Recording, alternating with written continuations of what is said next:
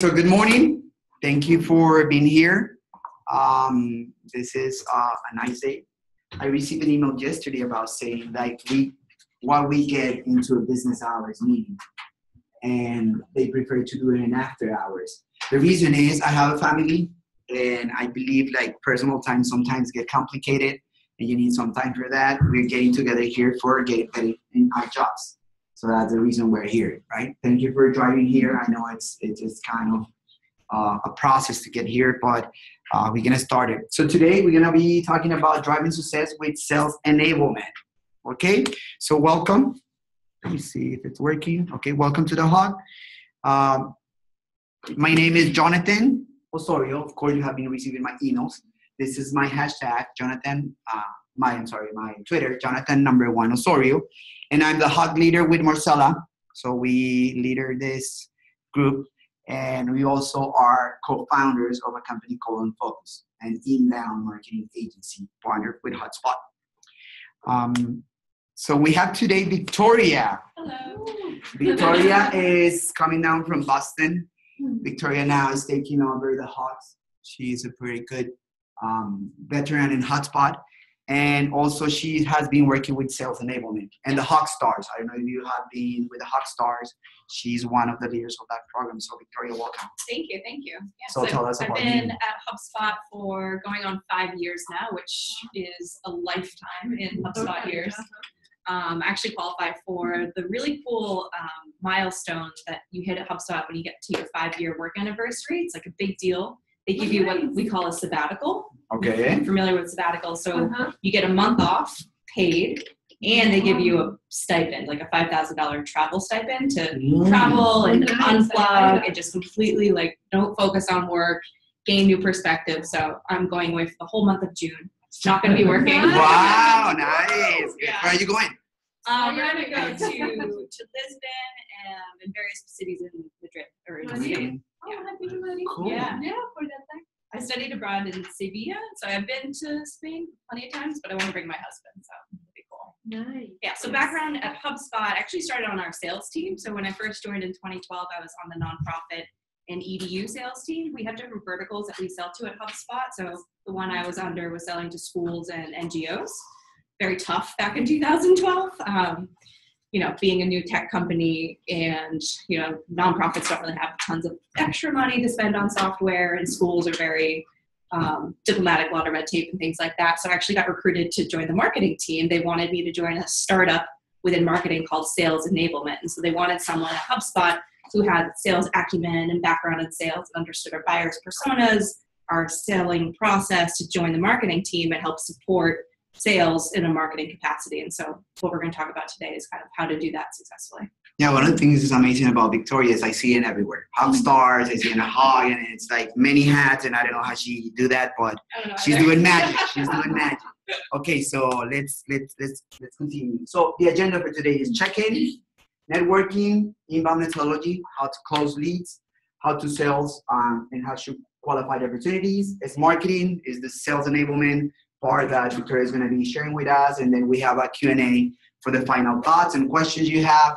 This is we're going to do it today differently. Before I presented or somebody's presented, now we're going to be working with Victoria to do more conversation. So let's set up the ground. So it's understanding the closing stages, what we are going to talking about today. We have a couple of people here in sales. And this is good for you. You work in marketing and sales, trying to get those teams working together. Some of the company, they have like a revenue manager, and in Hotspot, it's like you have a way to work with marketing and team to get it together. One of the things now with marketing, I was reading the other day, is like the line between sales and marketing, it's almost like blurred now. Before it's like I'm sales, you're marketing, you do the graphic, the fun stuff, and then I'm just doing the selling. But now it's like with internet, like, buyers going and doing the research by their own, is like this line is pretty much going fade out. It's like they need to share roles and work together to get to the goal. Perfect. Oh, let me just go here.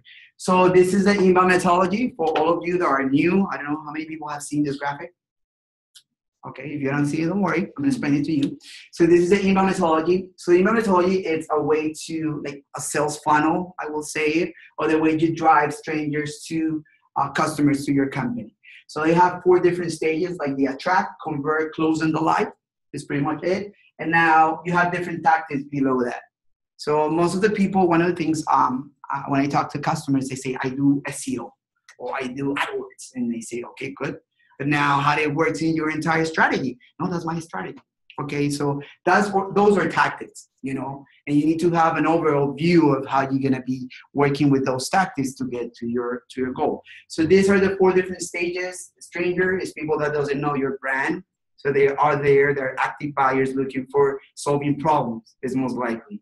Then they become visitor of your real estate, which is your website or any other part of your company. And at the end, you have the leads, is when you have the contact information from them. And finally, you're trying to make them customers. Sounds easy. It has a lot of things to pull to get in there. Okay, so we're going to talk about today for the closest stage, when you have those leads and then you want to become a customer. We have banks here. We have people from the paper industry and all that. So you manage a lot of contacts, right? Some of them is you want to become new leads to become a customer, or some customers you want to do upselling or cross-selling, right? So they use one of your services and now you're saying, okay, I have those contacts in the area. They're already leads, but they're customers. But now I want to upselling or cross-selling that customer for a new product, a new service, right? So that's exactly what you want to do in a company. If you are new, you're a small agency, if you are a small company, what you're trying to accomplish is bring the lead and convert it as a customer. Got it? Good. Perfect. So the inbound methodology visualizes a sales funnel. I love this part. I talk a lot with customers about it. It's you divide it in 3 different areas of funnel just to make it simple, you know, but it gets more complex if you start getting more active. But you have the top of the funnel, we say the visits, the muffle, which is the middle of the funnel, the leads, and then you have the buffer, which is the bottom of the funnel with the customers. So this is how the way it's going to be divided. And today we're going to be talking about more of this area when they get here. You know, when you have the leads and then you're trying to move it to sales. How do you get it to that area? So this is the area we're going to work based on the graphic of the inbound methodology. We're going to be working on close leads into customers, right? If you have a customer, as I said, if you have a customer you want to upselling, it's pretty much the same process. You need to educate the process of doing that. I forgot to say something is education is a key. You know, today is pitching is one of the worst strategies, or cold calling, or, you know, sometimes you can do cold calling, but you need to have at least some value in it. You know, cold calling, say, hey, good morning, this is blah, blah, blah, blah, blah, I have this and I have that. How many times we have those calls and we really hate it, right? We just want to connect with active buyers. And if they're not an active buyer, at least you provide some value. Okay, good. So this is one of the things, the buyer's journey. I believe it's, have you seen this graphic before? With your hand? Okay. Has anyone not seen the buyer's journey before? Okay. I believe this is, most of the people see the inbound methodology, but here is the key for marketing and sales, so for sales enablement, right? To understand the buyers. One of the, Mark Roberge from Hotspot, one of the things he said is you need to support the buyer's journey. So imagine yourself when you have a problem, what do you do first? You go and look for the product, or you look for how to solve the problem, right? You look and doing the research. So what is the first place you go? Google, right? Or you go to Twitter or whatever source you use, or YouTube when you need to do something on the house or something. So then you have a problem, and then you start being aware what is the problem and how you can solve it, right? After you know, oh, this is my problem, you start an educational research. And after you do that, you start a considerational stage where you see how you can solve that problem, right? And after that, we go to the decision stage for taking the decision. So that list of many vendors or many options, they become smaller, and then you finally take the decision of doing that, right? So what we have to do is to support the buyer through the process of helping them to move to every stage. That doesn't mean is the buyer or the prospect is going to know your brand in the awareness stage. They probably can learn from you in the consideration stage. You know, the prospect could be educated in some other area and then comes to your side and do it on the consideration stage. So based on content, the buyer journey, you have the different pieces you can use in each stage. So here you see in the awareness, you have more white papers, ebooks, checklists. So you're helping to solve a problem to the prospect. Then for the evaluation and decision, you have product webinar, case study, sample, data sheets, or demo videos. And then for the purchase, we have a free trial, demo, consultations, to connect to the rep, to talk to somebody. Good. So now I just came down to this area, which is something that I really want to share, and I share with people when we're talking about it.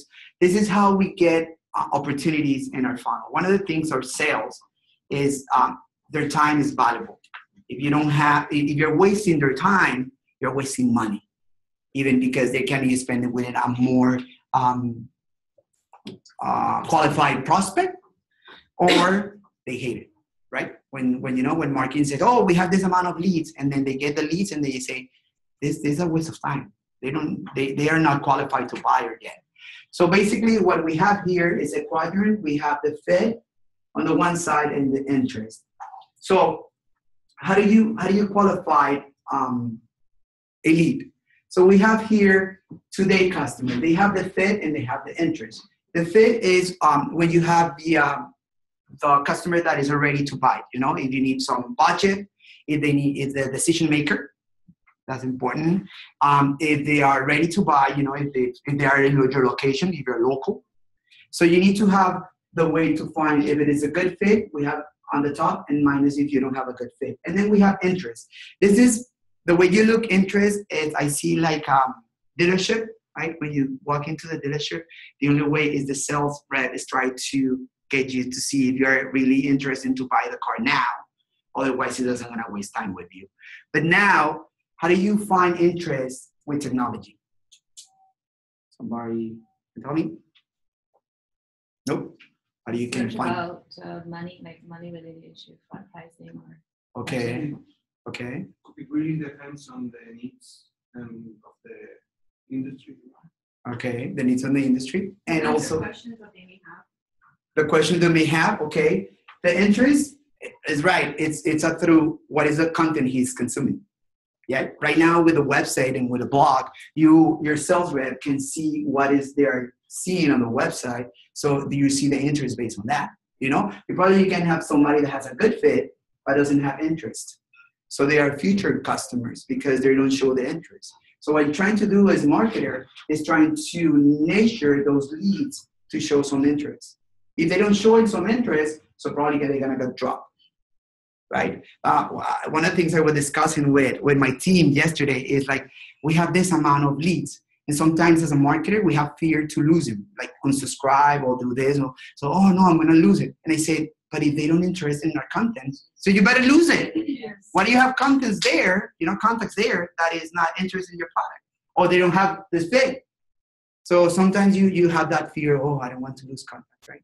And it's better to understand is what is the quality. So then if we have people that it has no fit but show interest, you see business have some low sales process or low products for them to work on it. But most likely they want to work here and today's customers. They have a good fit and they show interest, right? So Any questions? Any question? Yeah, any question in this one? On that? Don't worry, raise your hand. I don't understand anything and I start over. No? Okay. Just a general question. Are we going to get these slides? Yes. Okay. Yeah. Yeah. Yeah, So- I think some other really good examples of people on your website expressing interest. If you have a chat bot and they're interacting with your chat support reps, asking questions, that's a really good buying behavior. If they're looking at your product pages, if they're looking at your About Us page or specifically your pricing page, as soon as someone hits that pricing page, like you need to know about it and you need to alert your sales reps that like, hey, your prospect is on our pricing page right now. Probably a good time to pick up the phone and answer any questions that they have. Yeah, and so value. Yeah, when you see it in the portal, I don't have the graphic here, but what you see is now in HubSpot, when you go to a contact, you have a left bar that it says the demographic. So you have the contact for the demographic, and then on the right side, you have the timeline. The timeline show you what describe what Victoria was saying. It's what pages or what emails have been opened. So as a sales rep, I use it every time. So before I'm making a call, I just want to see the timeline to see what he has been seeing. And when I give him a call and say, hey, listen, you was on our website, you was looking at the pricing page, do you have any question? So imagine you getting that call after you do some research, like, oh yeah, I was there. Oh, I have this and I have that. So it's like, how does this guy know that? Most of the time, how do you know that? Yeah, it's creepy. How do you get that? But it's basically they say, oh, you're right on time for what I'm looking for. And this is what we want to be. We just want to be right on time for them to help them. Okay, any other question? Nope, good. Perfect. So this is the sales enablement side. We have Victoria, so Victoria can go through that. So before I jump in, show of hands, have you heard of the term sales enablement before? Yes, no, okay. So basically sales enablement is just the better alignment between your sales and your marketing teams or organizations. And it's more important, more today than ever before because of the power that buyers have. 75% of the buyer's research and that buyer's journey that Jonathan just showed is happening before a prospect even picks up the phone or contacts a sales rep at your company. So how can you really support that 25% of the buyer's process by enabling your sales reps to sell more faster and be more efficient with the limited time that they have, right? Time equals money. So part of this is just having open conversations with your sales and your marketing executives to make sure that there's complete transparency and you're totally on the same page as to when a lead is going to hit that trigger point and be deemed as a marketing qualified lead or a sales qualified lead and is worth the time of your sales reps. Like that quadrant chart, not all leads are going to be worth the time for your sales reps to pursue and to pick up the phone and talk to. So it's the job of marketing to make sure that they're sending only the best leads that have a higher likeliness to close. So you need to have really good collaboration. So this is just a really good stat. Companies with strong alignment between these two departments see on average a 20% growth in revenue. We're super fortunate at HubSpot. So since we started our sales enablement team in 2013, we've seen a 45% year-over-year revenue growth. We're just a magical snowflake, I guess. With that amount of content. Yeah. So Victoria, those numbers, people would sometimes ask me, like, what are those research? So how do we support that claim? Sure. In the deck, in the notes, it says like who this stat is cited to. Some of them, most of the stats that I pull are from Forrester Research, Gartner, some other ones. Yeah, like reputable companies. So what is sales enablement? This is the definition of it. So sales enablement is just the process of making your sales team more efficient and effective by enhancing the assets that they have to work with. Again, limited time, limited resources. Your sales reps are taking 60, 80 calls a day, hopefully. You need to make sure that those conversations are as efficient as possible. So they have that background on that lead. They know that they're qualified. They know the talking points that they need to hit on that call. And then just more effective. So what tools, content, collateral can we as a marketing team provide to sales reps to help aid that sale and make it that much more faster? Repeat. So yeah, 75% of the buyer's journey. So again, your sales reps really have limited time. And so my job as a sales enablement professional is making sure that they have everything that they need for each unique deal. And so some of the things that we do in sales enablement, I'll go to in the next slide. We provide a lot of collateral, tools, content, resources. So I'm fortunate that I have a large sales enablement team. There's 6 of us globally.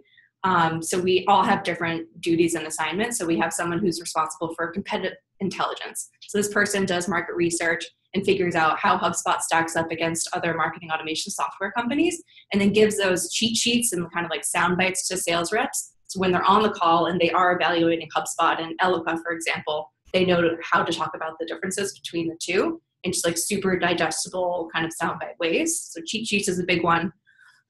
Myself personally, I'm responsible for case studies and customer references. So I find those extremely valuable because today's buyers, if you're anything like me, like I don't trust what a sales rep says at face value, right? I have to go to Yelp before I make any decision. Like if I'm going to a restaurant tonight, I have to see every review that people have left on it before I feel like, okay, this seems like a good restaurant, if you're like me. So I think having that customer kind of credibility is really important in today's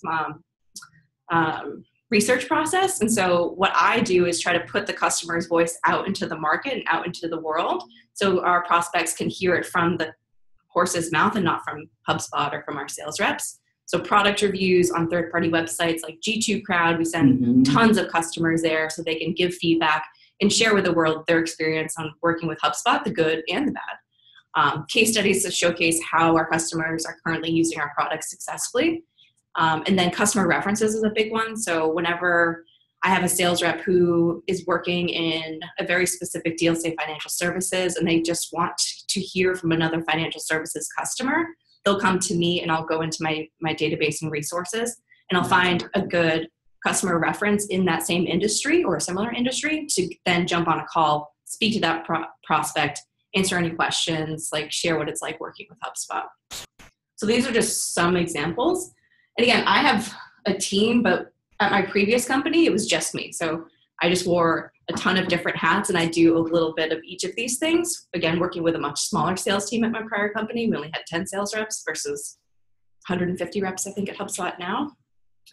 And then the next part of sales enablement is just making sure you're completely aligned with your sales leadership. So we would meet on a quarterly basis to establish what we call an SLA, which is a sales agreement between marketing and sales to say, we're going to deliver X number of leads, X number of marketing qualified leads, X number of sales qualified leads. And this is based on our forecast, the average close rates that your reps should expect if you're following our process.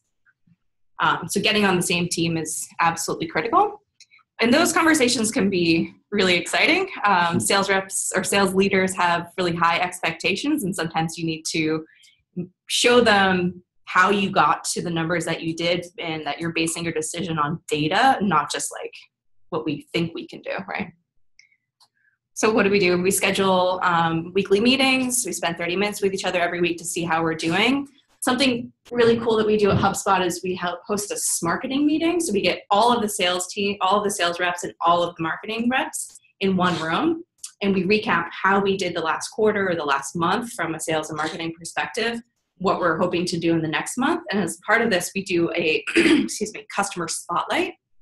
And this is just a way to bring a really tangible example to show how sales and marketing are working really well. So we'll go through a new customer's entire buyer's journey. So we'll pull up the timeline that you had mentioned and be like, this is Juliana. Juliana created this awesome ebook on like 10 best SEO practices. And this is our new customer. Our new customer found us through this Google search. And then through this Google search, downloaded this ebook. From this ebook, they got Jordan's marketing email. And we walk through their entire life cycle to the point of sale. And like, it just is a really good way to give specific example to get everybody on the same page to understand like how that buyer's journey actually worked. Yeah.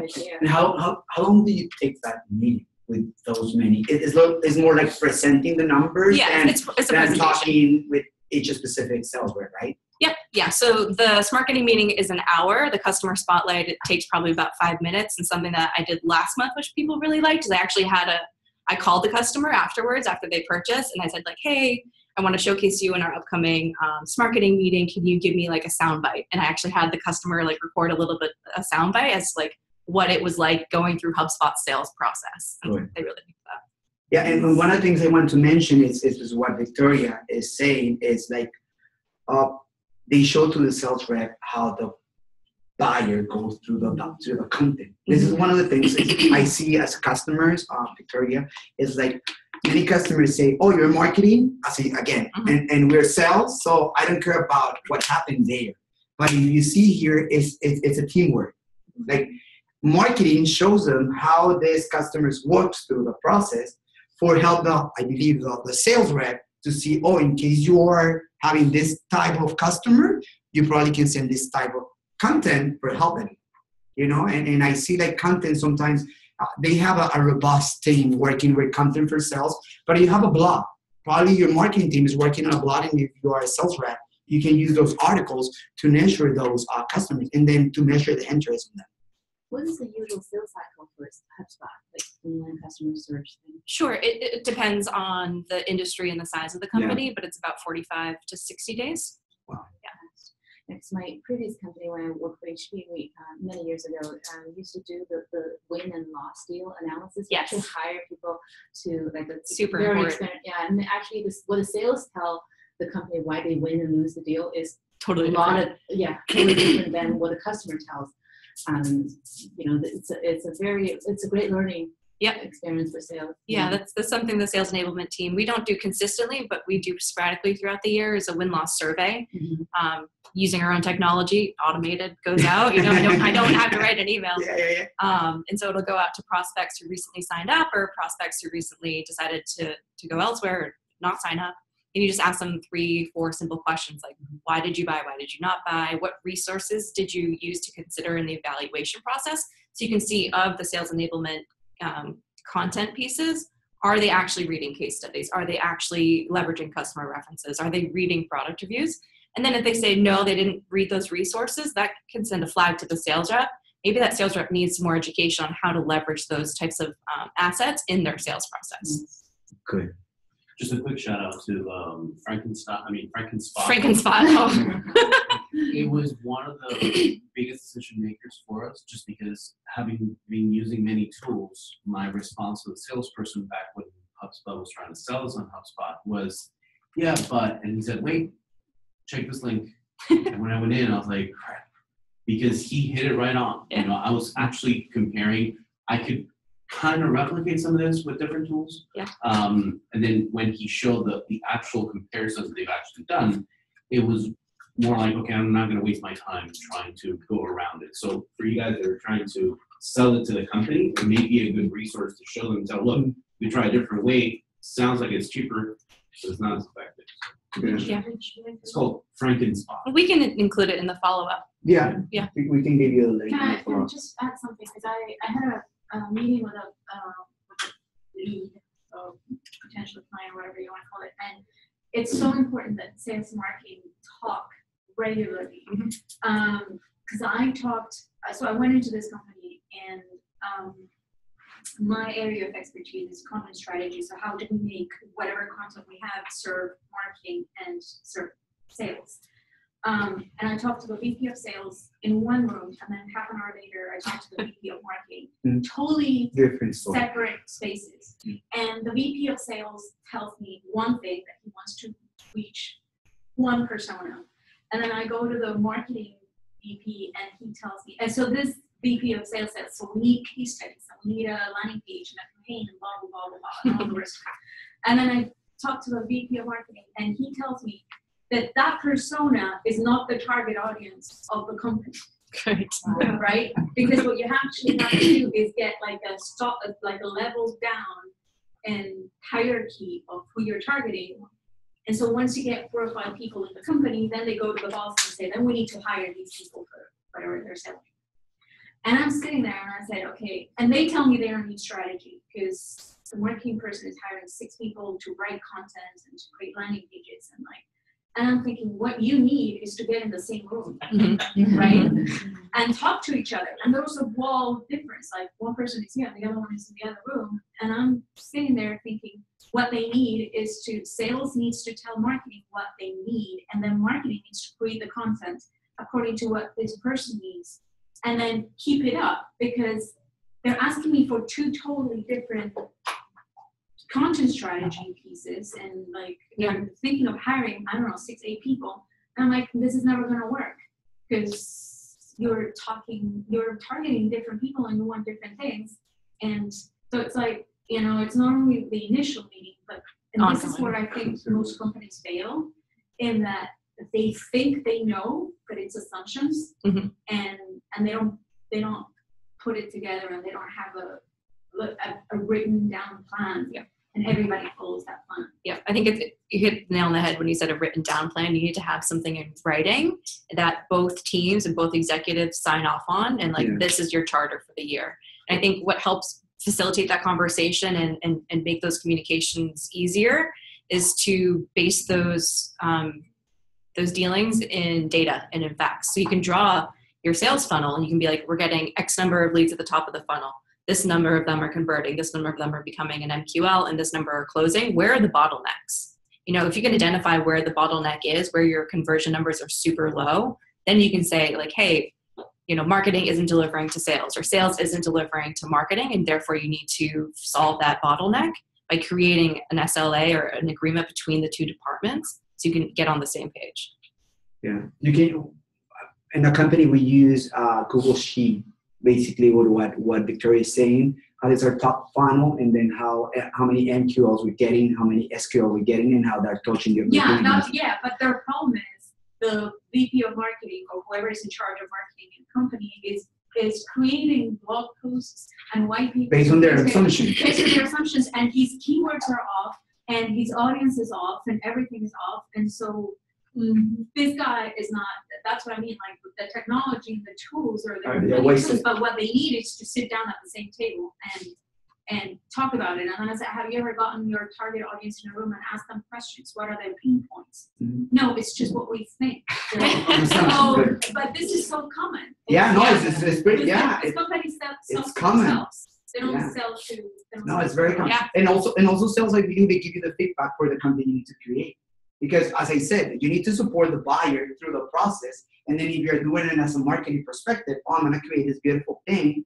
And then the sales reps say, okay, but how this is going to support the buyer through the process? So it's marketing saying, okay, what content you need, sales enablement, to develop to help you or close the cycle, reduce the cycle time, or to get you better at giving you more qualitative leads, right?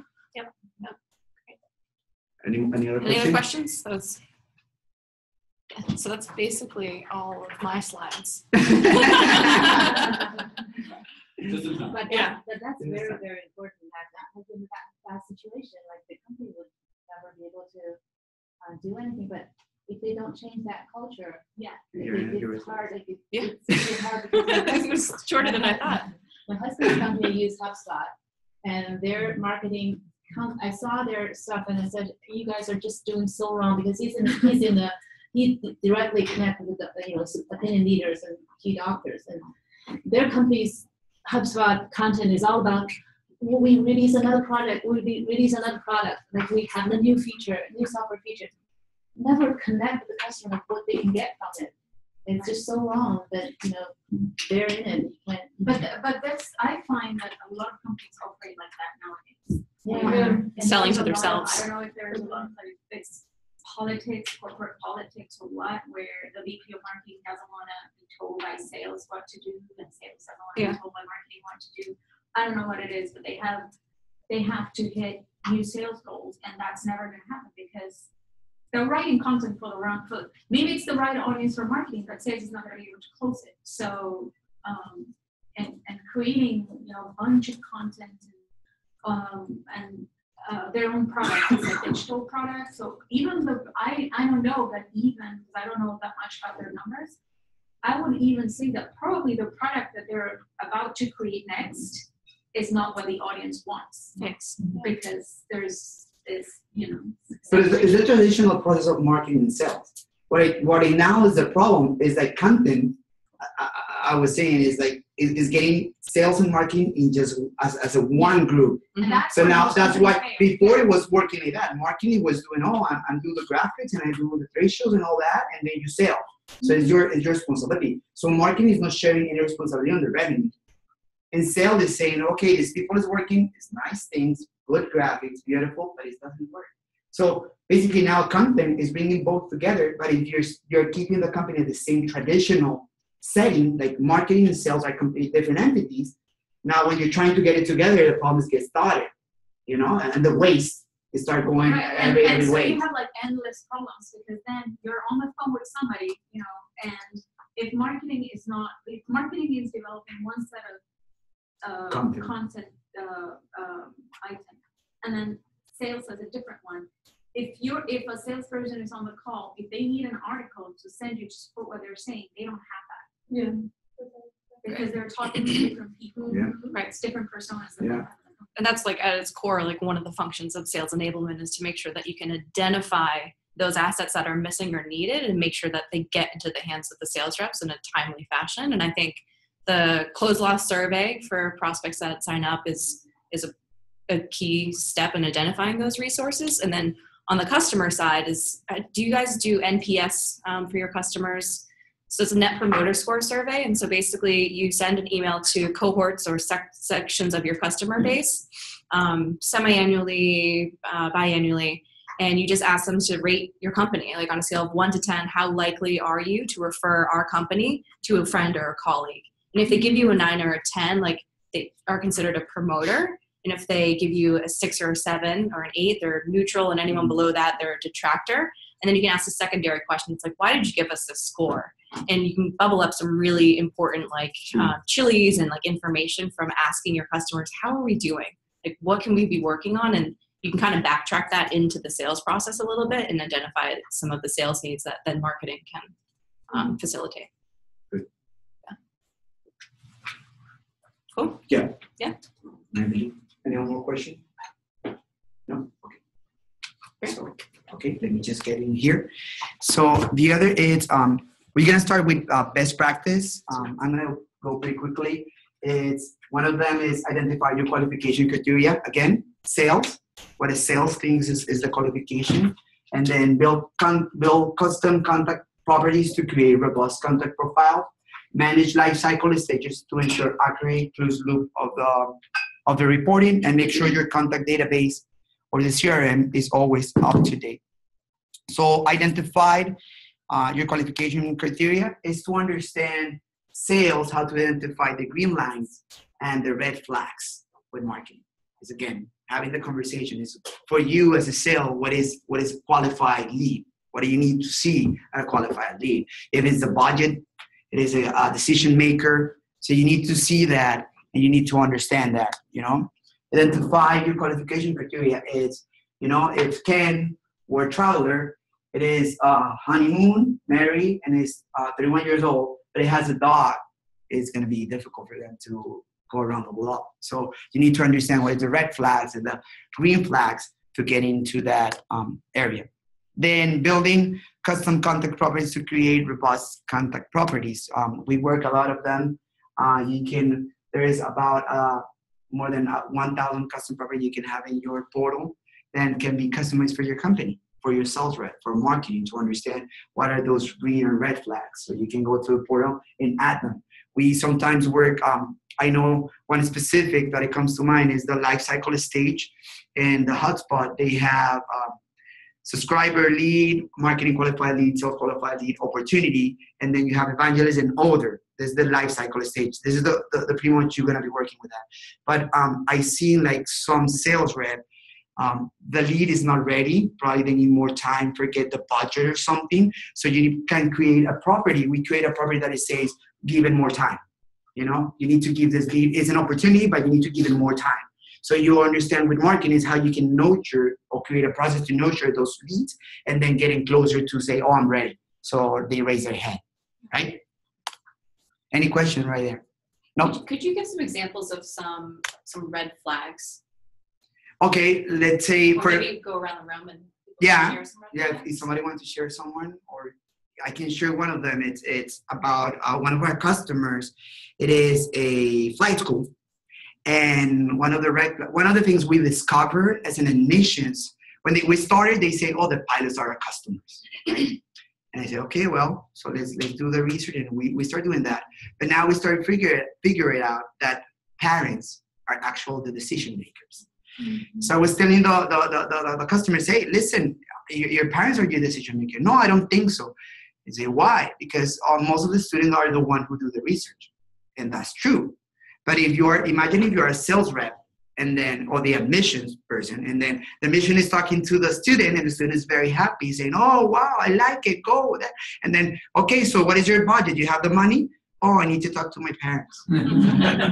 Okay, I waste 4-5 hours, and then I go back to the same point, and then the view is different. From a parent, it is like, is my kid is going to be in risk? It's gonna, because some of them, they come from the overseas, they come from different parts of the world. So they come here, it's gonna be safe in the room, they're gonna have specific room. It's a different question. So this is one of the red flags. What I wanna read, talking to a nice guy, oh, I'm passionate for flying, and then you figure out he's not a decision maker. So this is one of the things you're saying. Have you talked to your parent? Oh no, I'm gonna talk in tonight. Okay, so let me talk to him. Let me reach him. So that's one of them. Other is one we get a lot at HubSpot is we get a lot of demo and trial requests. great. Like as soon as the rep sees a demo request, we're like, awesome, like this person's ready to buy. And they get on the phone and they discover the person's a student and they were just like trying to learn more about HubSpot by signing up for a demo. So like that's a big red flag, right? Yeah. Like, that student's never could buy HubSpot while in university.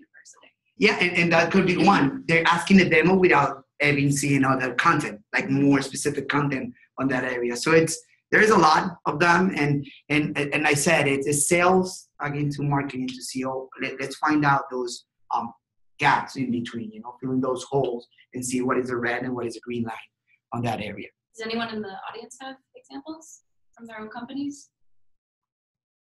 No, don't be shy. Don't worry. No, good. Yeah, we have a sales rep here. Have you seen that in your case? I mean, I'm not really sure it's relevant to what we're talking about.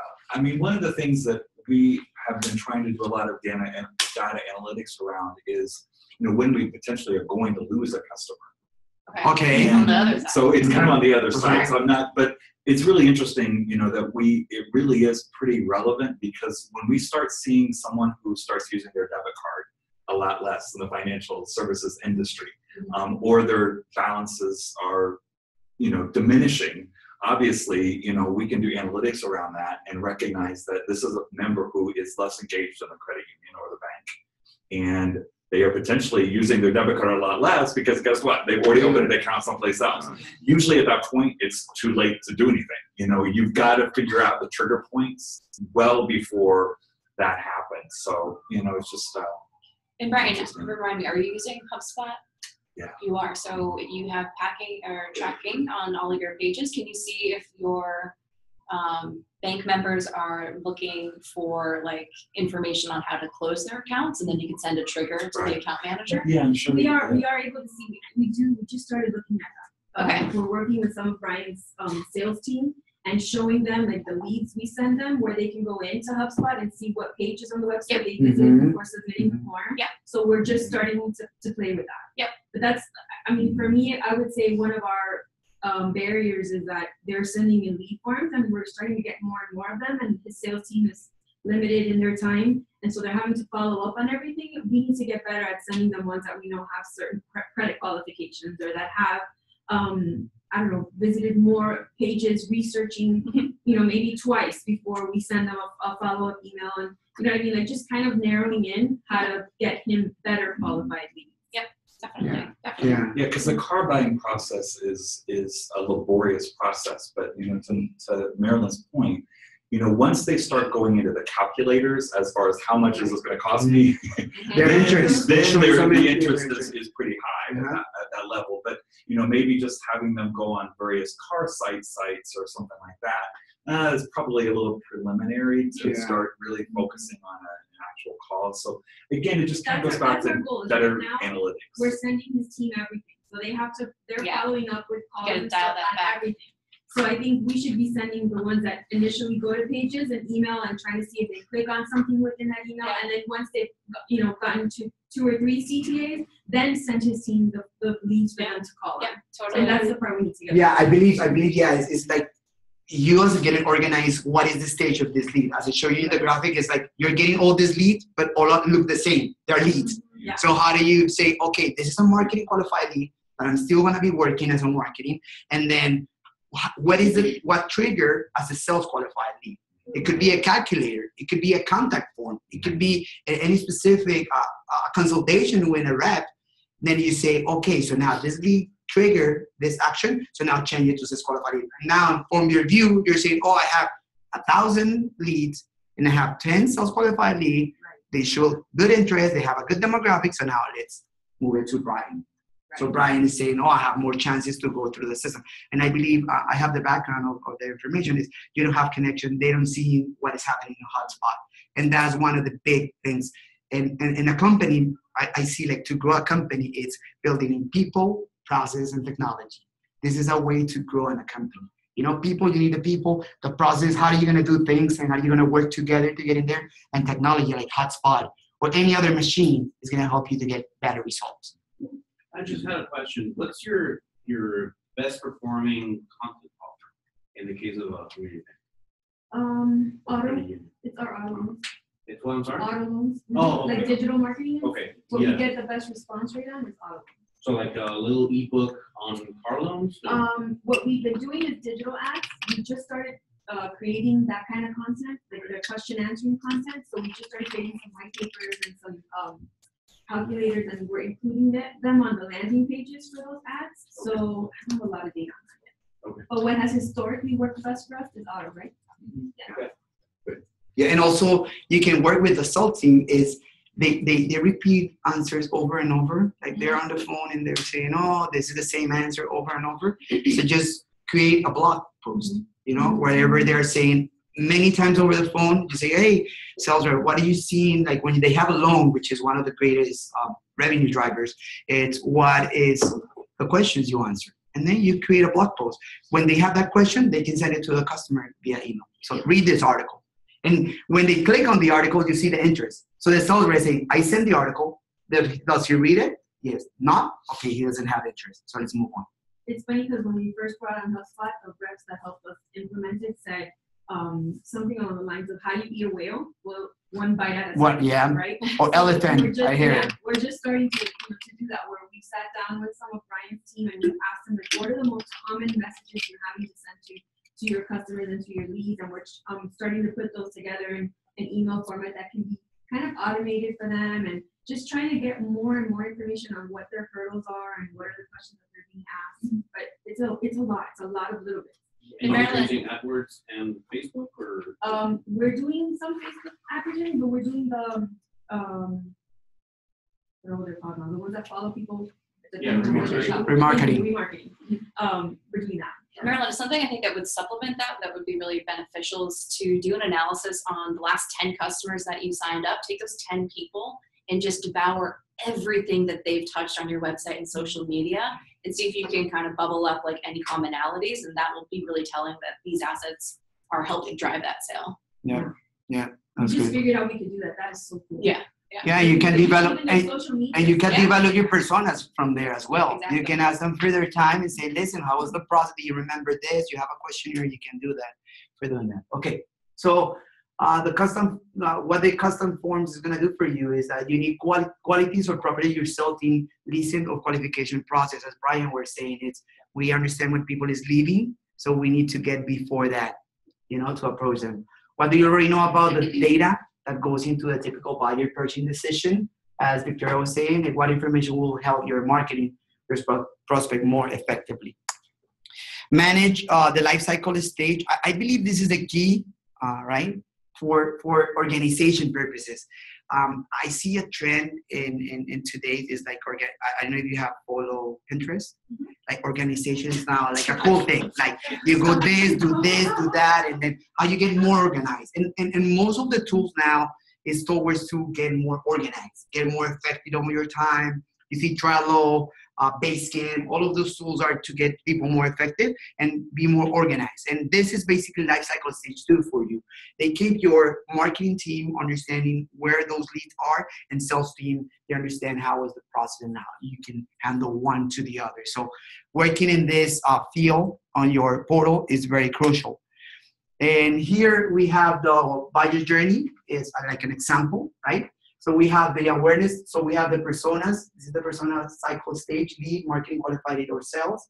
Then we have a B2B or B2C persona, right? So let's say in the awareness stage is how to hit more projects deadline is one of the problems. The marketing qualified lead is I need more project management software, which ones are the best fit. So this is most of the question they're doing when they are in the consideration stage. And at the end, they're in the decision stages. Do I need to try Basecamp or Trello? So this is how a B2B company will be, going through the persona, going through this process. It's the same for the band. Let's say, I'm just taking you as an example. But it's the same thing, it's the awareness is I need a car loan. What happens? So you can say, what is the best way? Probably they're looking for buying or lease or whatever, the question of the awareness. And then consideration is what is the thing is I'm going to go into the dealership, but it's better to get to the credit union. Most of the people go to the dealership and they get the loan there. What is the benefit to get it from the credit union? You probably can have a better rate. They didn't going to include at the final closing some other perks at the end. So you need to have this in consideration. And at the end, they have it. I go to the dealer, I go to the credit union, I go to my, bank, like Bank of America or something like that. And then to the B2C, for all of you, is I have a sore throat, fever, what's wrong? This is a normal, typical question. People go with, when you have sick, you better go to Google than the doctor, most of the people. And then you have the aha moment and say, I have a straight throat, so what are the procedures to cure? And then this is my option. Visit primary care, visit ER, or come to the clinic. You understand that point, right? Is how do you support the buyers through their journey? And then make sure your contacts and database CRM is always up to date. This is pretty much as a marketing is your task to have this information current, and also as a sale to give the feedback of what happens with the lead, because most of the time as a marketing you give the lead and then sales say, okay, doesn't work. What does not work? Is the complete leads, 1, 2. So you need to have some back and forward working in the organization to have this up to date. Okay, so how do we keep HubSpot up to date? So you can import and maintain business leads, customers, and employees. This is very important. Like the customers, some of the companies I see, they don't want to include the customers. And it is a good way to cross-selling, upselling, and to become a promoter of your brand. Your customer needs to be there in order to provide education as well. And to mitigate churn or cancel. Exactly. People that is going to be canceled, you at least have some idea what's happening if they're seeing your website or what happened with your customers. Include all business contacts. Track contacts that are there close as a customers. Remove contacts that are no longer viable as a prospect, and set up and maintain integrations with other software. That's important if you have something like that. Perfect. So this is another thing that is good is the lead scoring. This is the one thing I was discussing with Victoria before our meeting. Is like it's vital for the sales rep to understand the interaction. Yeah. So the lead scoring basically is a tool in HubSpot that allows you to see how what is the interest of the lead, right? So you can set it up based on the pricing page. Let's say if a contact sees the pricing page or the calculator in your case, so you assign it some points. So I said if they see a calculation point, I assign it 30% of the scoring. So when they reach that, it's going to give you 30%. So if he reads a blog about this or he reads our product page, I'm going to give you like another 10% or 20%. And if he opens an email I send them, so they're going to give you another. Is anyone using lead scoring today with their HubSpot? Okay. You're nodding? You are? Okay. It's really helpful. You get to basically just, put people into workflows and set it and forget it until they hit a certain, mark, and then you get an alert in your inbox saying you should follow up with this person. Mm-hmm. This person has reached this certain level. So you don't have to spend all of your time following up with every single lead, because then you're just wasting your time. Yeah, it's automate your process of doing it that. And sometimes it becomes, as soon as you get more content, it overlaps. Sometimes you say, oh, this is, so you need to work in on polish the process. But the lead scoring allows you to spot those leads that they need the help. Like the sales rep get the email saying, oh, you need to contact, or the manager, you need to contact this. Good, so we reach our final questions. Any question? I don't know if you have something to add to the... Just answer any questions that you have. Yeah. If you have any questions.